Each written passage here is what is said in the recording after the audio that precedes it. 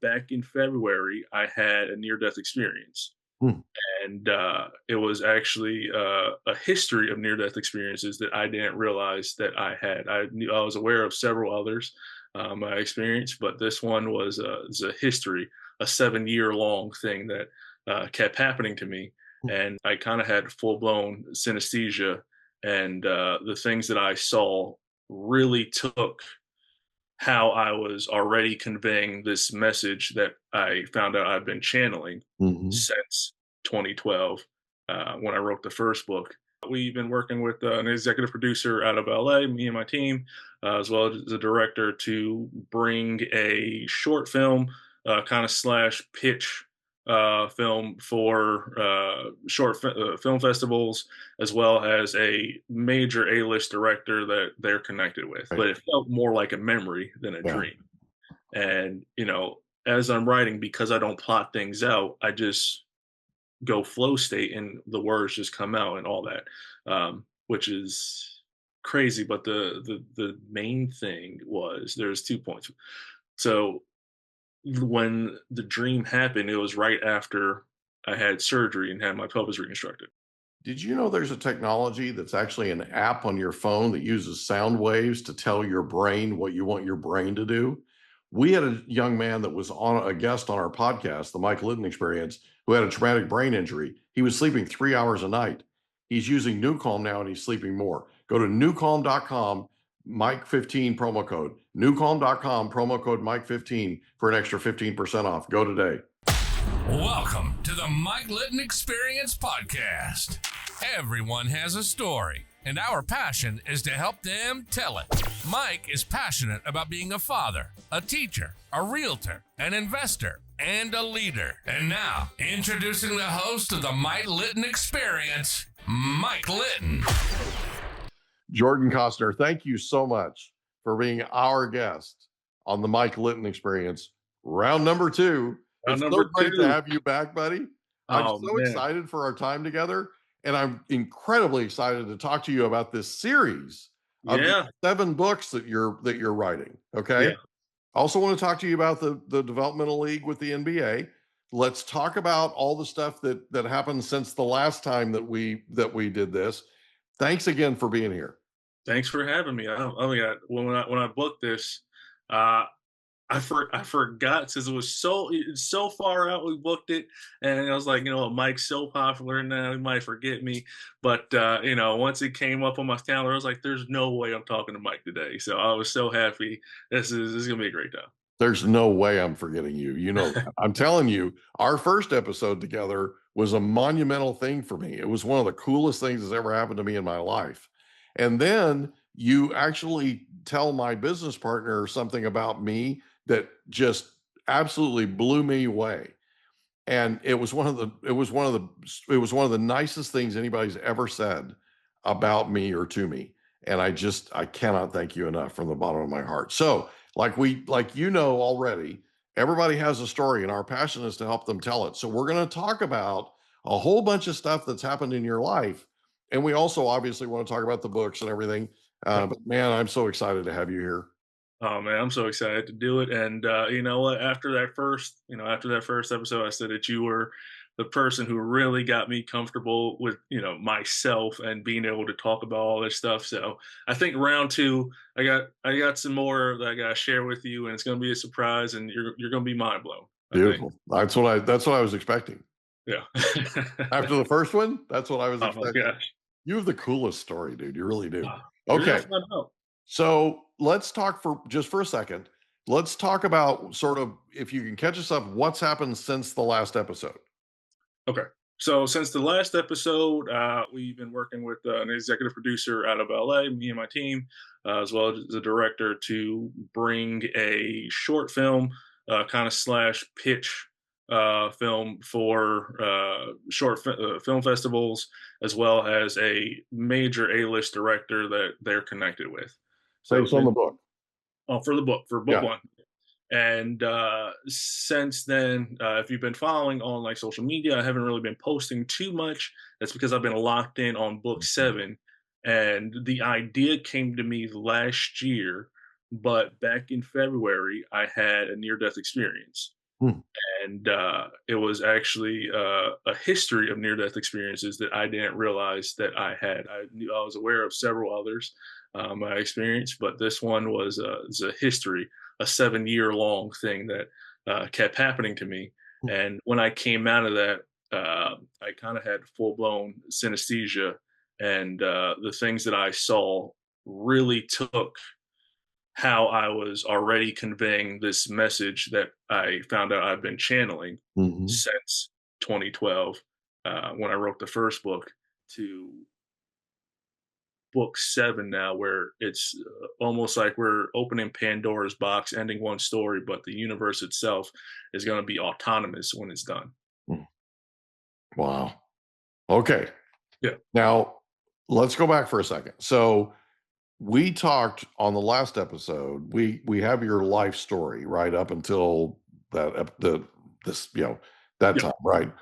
And one of the things we talked about was you grew up in the basketball world, and you basically remember, most of your memories are following your dad around Europe and that kind of thing, and he was a professional basketball player, right? And then you came back here and you were trying out for the NBA, and you found out that your hip was never completely attached to your pelvis, and I mean, just all kinds of just excruciating pain you went through, and the recovery and all the stuff that you've gone through, right? Since the last episode, you decided to go and you told us that I inspired you. I have a hard time imagining that, but you went out and you actually are now a certified developmental coach for the NBA G League. Talk about that for a second. So now with the G League, I got certified. I was certified as an NBA player, NBA development coach. Uh, so I am certified to go to the G League or to the big league, and coach there, being a trainer, helping their guys develop. Um, I've been so focused in on writing though, Mhm. and that I haven't had time to kind of explore, really, applying for those positions at the moment. But I am close to being done with this last book, and when I'm done, then I'll be able to focus on other things. Sure. Uh, but right now, yeah, I've been so locked in on just exploring and understanding what Yeah. happened and myself and this whole journey that it's been kind of mind-boggling, and especially for me. Like, me, like, Yeah. I'm an open book, but I'm also Absolutely. and this imposter syndrome that I've always had is kind of hard to get over. But at this point, it's like, what, let's just see what we do. Let's see Well, what the, happens. the Just gonna coolest thing do it. about you is you are an open book, right? Hmm. The even cooler thing about you is you're an open book that's kind of reluctant to be open, Yeah. right? It's Yep. like, and one of the things that we experienced in the first episode was we sort of pulled it out of you, right? We sort of drew it out. And that was one of the best things I think that happened in that episode was, besides the fact that we had an opportunity to connect, we had an opportunity to kind of pull some things, right? So for the last 7 years, you've been experiencing these near death experiences. So I've had 14 near-death experiences to date, Okay. and the earliest will go back to at birth. My mother coded on the table, and they had to bring her back. She had a outer body experience while she was, giving birth to me. That was the first one. The second one happened while I was in the observatory. I started choking to death, and then I had two more suffocation near-death experiences after that. Fast forward, we're living in Europe, and my dad's retiring now, and I don't know. I've always had this hesitation of flying, and Mhm. it's always been a weird thing for me. And I'm thinking back to kind of the night that we're coming back to the U.S. for the final time, and I remember everything about it. And I say to my, and I'm like, Mom, like, why did we stop in Amsterdam on the way back from, Greece? Mhm. It was a big thunderstorm, and long story short, you remember there was only one direct flight from Athens to New York back in like 2000, like 90s, 2000. There's only one direct flight from Athens to New York. That flight we were supposed to be on. And 2 days prior to getting on that flight, I just kept freaking out about flying. And I never did that. And my parents had to change the flight because I was freaking out so much. How old were But you? I was 10 or 11 at the time, I believe. Okay. Yeah, I was born 89. We came back in 2000 or so. Were you Or having a premonition? I was having a premonition. And the premonition that I was having was, do you remember the airline TWA? Yeah. We were supposed to be on Lockerbie? TWA flight 800, the one that Lockerbie. crashed. Yep, That they blew up. that blew up. Yep, And those were Libyan terrorists, yeah, and right? that That was a were, direct flight from Athens to New York. and you were supposed to be on that flight. We were supposed to be on that flight because Wow. that's the same flight that we always took, and this happened Because to it was be the nonstop. Yeah. nonstop. Yep, nonstop. This is the same flight we always took, and this was the only time that we ever took it. We had to take another flight because I was just too afraid to fly. Wow. Yeah, Wow. yeah. So you ask your mom about Amsterdam and she tells you about TWA Yep. over Lockerbie. Wow.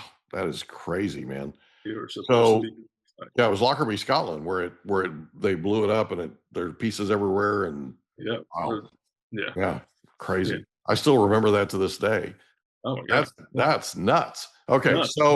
so you end up coming back. You have to go through Amsterdam to do it, right? Yep. So when's the next experience? So I'll fast forward to February of this year. Okay. I get sick, and I get sick to the point where I finally say to my wife, like, "Hey, I have to go to the doctor." Like, anytime I get sick, I'm like, I can push through it, Mhm. but I get sick to the point where I have to go to the doctor because there's something wrong, and I have this fever, and it just keeps increasing, and it gets up to 104.57. Ooh, wow. Yeah. So That's way too high. it's way too high, and I'm having it for 2 days now. So there's a threshold, right, Yeah. between 103 and 104 that I can feel. Right. 103, you're, kind of just like headache pounding a little bit, kind of hallucinatory. 104 though, every movement had to become a decision. Mhm. And I was just like, and there's a massive distinction between 103 and 104. And And everything then hurts. everything. Well, it's like a constant pressure Mhm. just on your head, Yeah. and another degree up, and then your organs start melting. Wow. So 2 days I'm just sitting there, and as it's starting, I have this experience. I close my eyes because I just can't open my eyes at this point. And my whatever's behind my eyes just starts kaleidoscoping. And I'm like, this is the weirdest thing ever. But I'm like, you know what? We'll just go with it. I just can't move at this point. Mhm. And after it starts kaleidoscoping, it ends up turning and transforming and transferring me through this star system. Mm.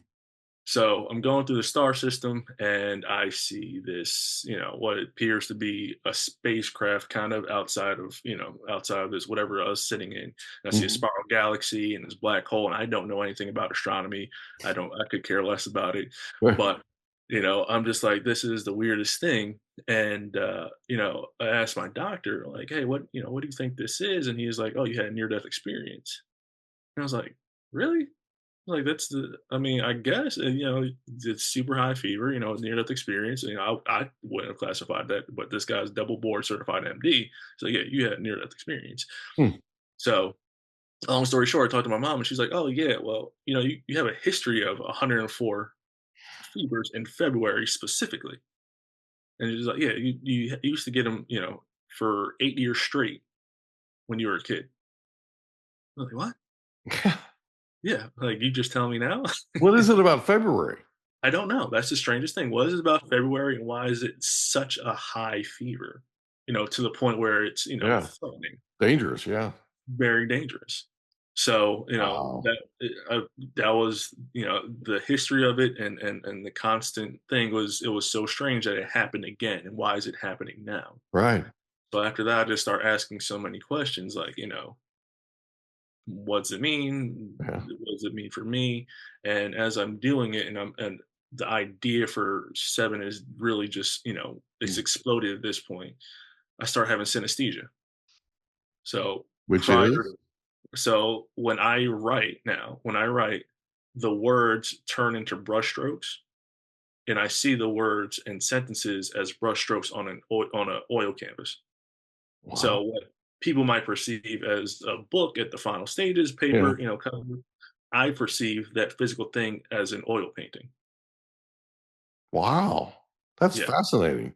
Now, from the previous episode, this whole series of this book came from a dream that you had that was like 30 days in a row. Like you had this dream for 30 nights in a row kind of thing. And you were like, okay, okay, okay, I'm getting the hint, right? You're kind of getting, right, slapped around, right? Yeah, seen this And movie a lot. right. And you're like, okay, all right, obviously we got to get this on paper, right? Yep. So then you start writing. When you're writing the first book, are you seeing that same thing? Are you seeing I'm the not I'm not okay, seeing the same thing. So when I'm writing the first book, I'm seeing it as a movie. okay, I've experienced this the whole thing now, right? what you saw in your dream? Yeah, what I Yeah, saw in my dream, and for me, the dream, and I say it's a dream, obviously, because I was sleeping, when I experienced it, right. but it felt more like a memory than a Yeah. dream. And as I'm writing, because I don't plot things out, I just go flow state, and the words just come out and all that, which is crazy. But the main thing was there's 2 points. So when the dream happened, it was right after I had surgery and had my pelvis reconstructed. Right. And that was when I was told that the life that I had worked so hard for Oh, 20 plus years, my entire life that I was born into, it was completely done in an yeah. instant. Yeah. So what is my identity at this point? Right. I'm just sitting there in limbo, and Because basketball had been your identity. that's what has been my identity.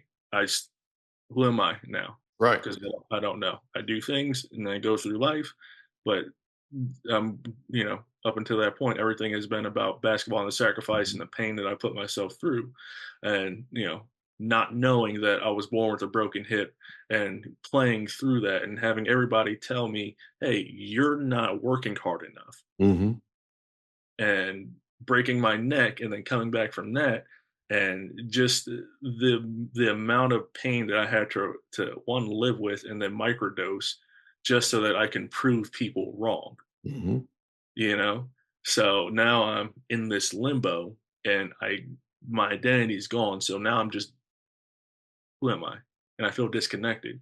And it's been this feeling that I couldn't really put my finger on until after this last near death experience, that I don't feel, it's hard to explain. I don't feel connected, if it makes sense, to this world or to this reality, but I'm also aware of the fact that I exist in an infinite amount of realities at once.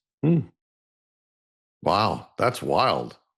It's the craziest thing. And that all came from this last near Yeah. death experience where you had the fever and everything.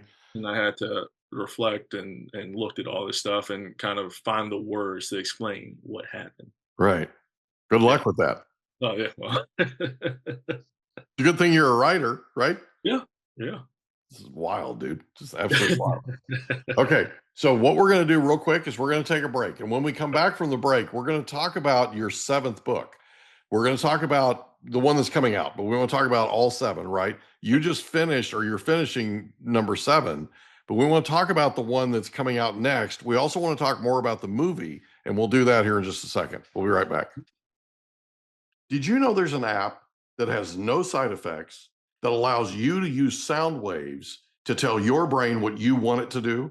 It's called NuCalm.com, and it's amazing. It literally uses sound waves. If you want to tell your brain to go to sleep, if you want to tell your brain to recover, if you want to tell your brain to put you in peak physical state, if you want to tell your brain to focus, if you want to tell your brain to take a power nap, you can do all of these things and more with NuCalm.com. Go to NuCalm.com today, promo code Mike15. NuCalm.com, promo code Mike15. for an extra 15% off. Go there today.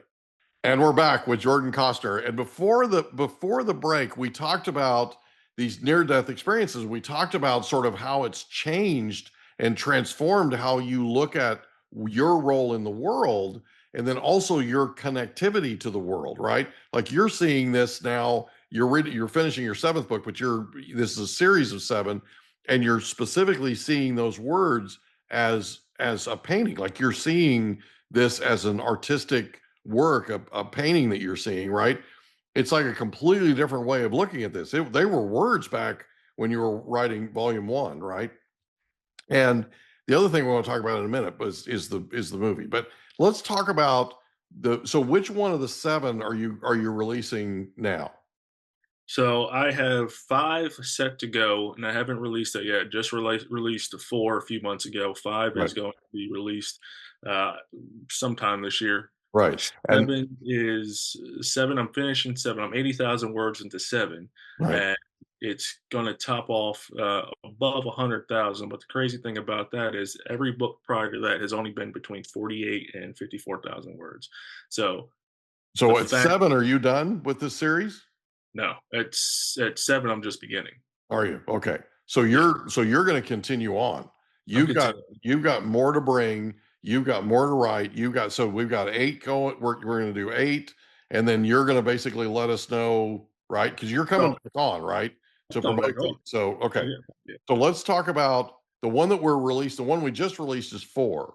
Yep. Can you talk about 4 in particular and what people can look forward to? We'll put a link to because you can buy them at Amazon, right? I'm on Amazon, Barnes and Noble, anywhere books are sold. Okay, so the title is Legacy Serene, and it is a 20-year time jump from between end of book 3 to book 4. Gotcha. And it follows the story of our protagonist's daughter in a future world where this clandestine society that's been thriving since the decline of the Roman Empire has now been brought into a public eye, and you see the effects that something like this world has on the public. Wow. So who she is compared to, who he is in their identities. So if you think about our protagonist like a Michael Jordan, right? Mm-hmm. He eventually gets looked at that as that in that same light, and now his daughter, who is his reincarnation, is now fighting under the same kind of name, kind of identity, kind of energy in this public world. And we see how this affects everything. Wow. Wow. So writing book number 4, what was the single most important thing that you learned writing it? Writing book 4, man, it really taught, each book has been a kind of leveling up Mm-hmm. in terms of my comfortability, in terms of what I'm willing to say, and I'm always conscious of how I say things and how Mm-hmm. it may affect people, and the way people perceive and receive the stories that I'm putting out there. I'm writing them as fiction, but I've been channeling these things, and they're all essentially just really memories, or these things that I'm pulling out of something. Mm-hmm. And again, the imposter syndrome, I don't know why it's me that is having this experience, but again, I have this responsibility at this point, Mm-hmm. because there are people who are reading these stories and telling me I'm their favorite author, Yeah. which is mind-blowing. It is mind-blowing. It is mind-blowing. But you're the channel, dude. You're literally the channel. You've been chosen to put this out there. And you've been chosen. I mean, literally what you're doing is changing people's lives. Okay. And I would venture a guess to you that this episode will do that too, because there will be people that are listening to this that have had near-death experiences like you've dealt with, right? And they've come out the other side and they're a different person. Like they've sort of evolved, if you will, right, from that. So talk a little bit about the movie that they put together. It's a short, right? Now the short is, if I'm understanding correctly, and correct me if I'm wrong, but it's a promotional piece that goes out to these different producers and movie studios, to see if there's an interest in making a full-blown feature film, right? So you're Yep. sort of testing the waters. Like you have a sort of like an ad that you put together, right? So has that been released yet? Because I know with the wildfires in LA, there was a delay and all that. Yeah. Has it been finished? That has not been finished yet. We with like you mentioned with the wildfires that put everything on hiatus. So now we're waiting for schedules to, kind of realign and be able to fully go into that again. The piece is meant, and there's some conflict here, right? The piece is meant to, the lady wants to do a pitch piece to A-list directors, which is fine. She totally has that resume, that pull. But I also would like to do a short film just for promotional sake because the whole world, the whole universe is really meant to be consumed Right. visually. Right. That's the way I experienced it. That's the way I wrote it. That's the way people say is, how they read it. Right. It's what they tell me is the closest thing to watching a movie is reading this book. And, that's fantastic. I still have a very hard time accepting compliments, and people tell me I'm their favorite author, and this thing had several people in a row tell me this thing had a profound change, effect on their lives. And being that I never set out to write a book, and be anybody's author, favorite author, or plan this thing out. It's hard to hear. I'm obviously appreciative and grateful, but it's hard to hear. Again, why me? Yeah. You know? I got you. I got you. And by the way, a lot of people go through that. I shared with you before we hit record that I just visited Stanford the other day, and people can go on social media and they can find, we posted it. There's a Yep. video of what I said to them, right? But one of the things that happened was I went up there and they said, "Okay, you're giving a toast as the celebrity guest of honor. You're getting whatever, right? You're giving a toast to the class. Great. You have 2 minutes and you can't go over." Well, here's the thing, Jordan. It takes me 30 minutes to introduce myself. You know that. You know that. Okay. So I'm like, Rightfully so. yeah, you give me 2 minutes? Come on, man. You can't go over. That's an absolute mortal sin with that. Do I start And so playing the it's like, music on you? oh yeah, you're in deep kimchi if you go over 2 minutes, right? So I got up and I said, listen, I try to add value anywhere I go. Okay. And I said, Bruce is giving me 2 minutes, right? And I said, so I'm gonna give you two real quick items of value. Number one, if you ever have stage fright, just love the audience more than you love yourself and you'll be fine. The stage fright will go away because what you care about is what you're frightened about. If you're frightened about how you look up there on stage doing the presenting, right? That's going to be what you're panicking about. Yeah. However, if you turn it and you just love on the audience, in other words, you love the audience more and you love the idea of adding value to them more than you do about how you look up there, okay? The butterflies go away. It's Yeah. just awesome. Okay. All right. Secondly, I told them I wanted them to do, and by the way, this is something I'd recommend to you too, but I want them to do something that I suggested to my children. One is 25. She just turned 25 on Monday. She was my Father's Day gift 25 years ago, right? Pretty cool gift, baby. Yeah. Right. And then my son is going to be 27 in October. And I told you he was sitting there with his girlfriend, right? And I told him, I said, I suggested that my children take a blank Word document, blank word processor document, and at the very top, in the largest font they can, type in "Stay in Curiosity." Okay. At the bottom, "Stay out of judgment." Largest font you can. Okay, print it and put it up in front of where you work every day, so you see it every day. And the idea is to ask to get us to a place to where we stay in curiosity more. So one of the things that's happened with you is you stayed in curiosity. You didn't take those 30 days or 30 nights of dreams and prejudge them and just go, not doing it. Yeah. Okay. Yeah. Part of the reason you're experiencing the imposter syndrome that you're experiencing is because you didn't prejudge that. You with me? Like I call myself the king of the stupid question. Why? Because I don't prejudge the questions that I ask. I find stuff out about people all the time that they literally, I was just telling you, right? They literally go, I just told you 6 things I haven't told my wife, that kind of thing, right? But it's because I'm willing to go there. Yeah. Okay. if you don't prejudge, if all you do is stay in curiosity, you cannot imagine how rich your life will be. I promise you, you can't imagine. And one of the things we're doing is I'm writing a book right now on the power of questions. And the idea behind it is the average attention span for a person in North America, in the United States, is like 8 seconds now. That So if makes you're sense. not coming out of the chute asking them questions and engaging them and keeping their attention, you've lost them. Yeah. Then you got to try and get them back. And how do you compete with all that stuff that they find in their phone?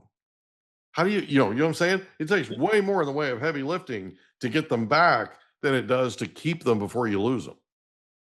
Yeah. Okay. 100%. That makes sense. 100%. So one of the things that I try to explain to people is, if we just ask, if we just so you mind if I give you an example? Go ahead. Go ahead. So um, years ago, so I used to be a guest instructor for the college that I now work for, right? That I'm the adjunct instructor for real estate with them. And I was at the Adult Education Center in National City, just south of San Diego, and I was teaching real estate practice, room full of 45 people. There was a kid over in the corner with his hat on sideways and his arms folded like this. And every time I said something, he turned to his neighbor, right? And so I got all of that. I'm incredibly patient, not. Yeah. And within 5 minutes of all that, I walked back there and I stood over him like this. And I said, I get the idea that you don't think I know what I'm talking about. And he said, I think you're full of a word that Uh-huh. starts with S and ends with T, right? Uh-huh. But this is a G-rated show, and so I'm not saying it, right?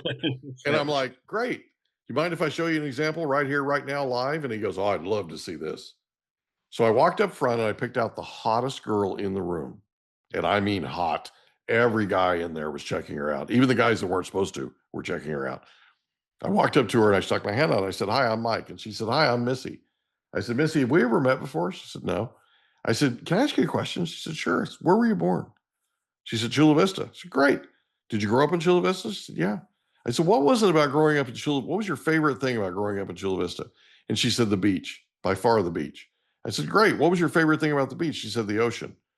I said, great. What was your favorite thing about the ocean? She goes, swimming in the ocean. And I said, why is that? And she said, I never feel as free as I do when I'm swimming in the ocean. Mm. And she had this change, like we call it a state change. She just got euphoric. Like she was actually in the water at that moment swimming. Okay. And I asked her, I said, Missy, can I ask you a question? She said, sure. I said, we've known each other now less than a minute. We've never met before.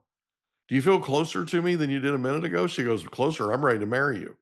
Uh, We never heard a thing out of that guy in the corner again. Okay. But here's the thing.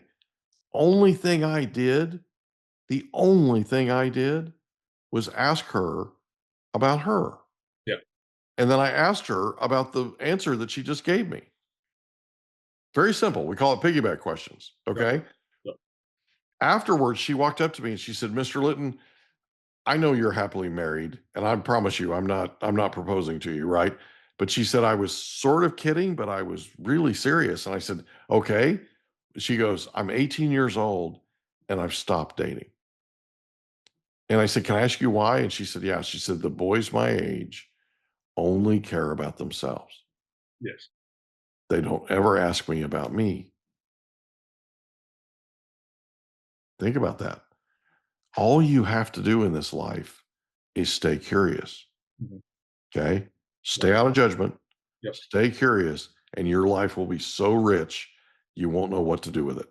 Okay. I believe you. And you won't recognize it, right? You don't recognize your life now versus where it was before. Okay. That whole thing is what causes that imposter syndrome, right? Is wow, this thing's changed, right? That make sense? That makes sense. So thanks for letting me do that. I appreciate No, it. of So course. let's talk about a couple of things. Number one, how does it feel? Well, no, let me ask you this. What's your favorite thing about knowing that there's a short film being made about your work? Oh, geez. All right. So, all right, this is gonna be a weird answer, but you're gonna understand. Okay, Yeah. we allow weird answers. All right. It is. It's fleeting Yeah, because it's obviously where I'm trying to take the whole series, yeah. but I also know that there's more to do. So I Mhm, can't ever. I'm not the type of person that will ever look back and can appreciate the things that I do myself mhm, because I'm so focused on completion. mhm, And there's such a process to that. And it goes probably back to playing sports. mhm, Everybody, game's over. mhm, People are crying because we didn't win the championship. I'm already thinking about, all right, I have to get in the gym because I messed up mhm. here, here, and here, and I need to improve on these things. And I I think gotta that work on my footwork, I gotta work on the shot, I got it right. exactly, and that's stuck with me all through my life. I mean, playing basketball is the longest thing till now that I've Right. ever done in Yeah, my life. almost all your life, yeah. And even that goes back to the imposter syndrome, right?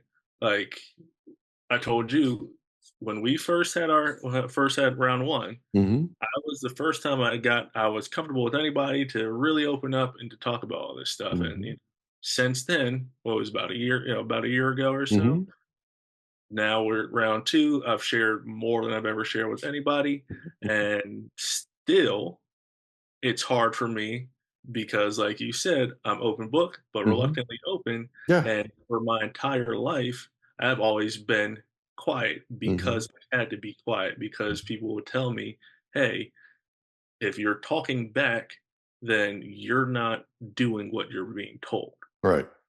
And that was the realization. Like the longest thing, the writing this series is going to be like ironic for me because for the majority of my life I've been quiet. Mhm, I've been seen and not heard in a sense. And the what's going to be left of me years from now is the instances where I spoke volumes. mhm. It's crazy. Guaranteed, Yeah. guaranteed. Okay.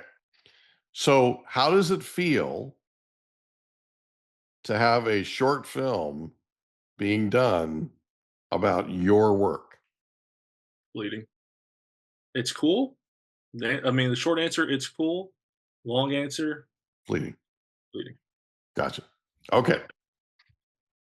What's the one thing if you were consulting or coaching somebody who's in your shoes and they have these producers come to them and they start creating this short film and all this kind of stuff about something they're doing, not you, there. Yep. What's the one most important piece of advice you would give them? Go with your gut because everything isn't roses. It's not, the grass isn't always greener. Yes, somebody may come to you say, "Hey, I want to do X, Y, and Z," Mhm. but what does that look like for you in the end? There's so many different things that really go into this. Right. If you're just trying to get into the situation or get to the station, then when you're in the station or in that position, you still have to deal with everything that comes with it. Right. Hey, I want to create a movie, but you also lose 100% control of Mhm. creative license, IP, all that stuff. I'm just going to completely buy this, and your story gets made into a movie, Mhm. but you no longer are associated with it. Is if that's what you want, then that's something that you can do. If you want to take the road less traveled, maybe it's a little bit harder because you have to work a little bit harder and to do things on your own, then you retain creative control, IP, all that great stuff, but maybe it's not immediate now, right? It's a couple of years because you have to get ready. And Mhm. if you're not ready to be there, then don't do it. Yeah. And that's a gut feeling. Yeah. So it's almost counterintuitive is what you're saying, right? So you've got these different people that are coming to you and everybody's got this deal for you, baby, right? Yeah. Oh Right? yeah. It's Oh yeah. slick stuff, right? So what you're doing is you're looking at it and going, okay, which one's the best move for us, right? Which one's the best move for the series? Which one's the best move for the book, right? And it's not just one. It's there's seven of them now, right? There's And there's going to and be then an eighth one. there's not gonna be an eighth one. So after the seventh, then I may write I do have this idea for an eighth novel, but it would maybe be in the same universe, but dystopian, post-apocalyptic, like 400 years in the future. But not quite, Not quite not for as, this. I Yeah, got you, not not a for continuation. Okay. after book 7 is when I'm gonna really focus in and hone in on promoting the series because it should be that movie gets made, spin-off series Mhm. for several of the characters because I created this entire universe to Mhm. rival a Marvel and DC, but with tangible superheroes, with people who we are descended from that you could be related to, Mhm. that is more resonant with people than a Superman. What do you care at the end of the day about a person that came from space with all these superpowers because that's not you. That's never Mhm. going to be your story. But the people who created the words, myth, and legends, who inspired those words, are the people that we're descended from. Hmm. We have the same blood as them, Yeah. and because their exploits were so grand back, and we don't have video, we just have the energy and the feeling that people got from experiencing these things that lasted through time. They're now called myths and legends, and we can't travel back in time to see all these things, but we do have records of these. Alexander the Great conquered majority of the world at 27. What was I doing at 27? Right. Not that, Right. you know. Right. Like these are the people that these my stories have been inspired by, and the fact that there is an opportunity to take it further in this universe. It's whatever I decide has to be right for the end goal, because if I can't get to that end goal, I'll never feel completion. I'll never feel completion at all anyway, because there's so much to do. But if I can't get there, then what's going to happen to me at the end? Yeah. Because I need to be able to release and have some catharsis with the things that I need to get off my energy, off my chest too. So that's what that is. I got you. Okay. That's Yep. cool. That's fair. Yep. So let's go back for just a second, if it's okay, because I can't help myself. Okay. So book number 4 is Yep. the one that you've just released. Yep. Book number 5's coming out when? Let's say towards Q4 of 25. Okay. So it's going to be a few months from now. Okay. Yeah. Because we're, what's that? Unfortunately, they tell me I have to create anticipation. I would rather just put everything out as it finishes. I have this thing about holding artwork ransom. Like I feel like art shouldn't be held ransom. It should just be free. And if that was up to me, then I would just give all my creativity to the world for free. But unfortunately, I have other people involved, so we gotta try to make a couple of bucks here and there. Okay. So can we talk about that for a second? Another one. Okay. So really, if you had your choice, you'd just give this stuff away because really you've been chosen as a vessel. Yeah. Okay. Yep. You agree with that? I agree with that. Okay. So right now we're taping in June, the end of June. In fact, it's June 20. 20th. Yeah, Yeah. almost July. So June 20th of 2025. So number 5 will be out roughly in 6 months, 5, 6 months. Yeah. Number 4 is out now. What's the main difference between 4 and 3? So the first three stories really follow the Third Servile War and the events that led to that, and have played out, for the Slave War and the Mhm. slavery. And the first three books are a modern retelling of that essentially whole war that took place between Spartacus and his rebellion and rise against the Roman Empire and amassing 100,000 slaves to almost very closely overthrow the Roman Empire. Mm. That was the first three books. Mhm. The fourth book now deals with the protagonist's daughter, who is the reincarnation of her father, who is a reincarnation of Spartacus. And book 4 is kind of based off the Odyssey. Okay. So there's necromancy in there. There's Odysseus, the ring, descendants, things like that. Book 5 now is a complete departure because one, all the stories kind of need to be able to have their own life. Mm-hmm. Even though they're a continuation, if you read one, you need to read one kind of distinctly from the other. And the way the stories are being told, each story should be better than the last. So while people are reading the first book and saying, hey, this has a profound effect on me, Mm-hmm. book 2 should be better than the first one that you read, and 3, and so on. So Gotcha. 5 is a departure, and 5, we now see that effect where the protagonist, who we thought was dead, Mm-hmm. is now come back. He's been back for a while. He revealed himself in book 4, Mm. and with all those new elements of book 4 that he wasn't having to deal with in his first, 3 Right. books, because Right. this book was really kept under wraps. He's now being framed for murder, and the effect that that has on society, which causes essentially a civil war between the warring side, between Yeah. war and belief. Whether he did it or not, public opinion, and that's without evidence. So we see the effects of that, and what that really makes him. We Gotcha. see how that affects society. We see how it affects our hero, and then the question is, what is here? What is heroism? What is Mm-hmm. heroic? And the things that you do, are they right, wrong, whatever the case may be, without context? It's it's kind of like a whodunit. There you go. I Yeah, love it. yeah. So let me ask you this. What's it like to be you right now?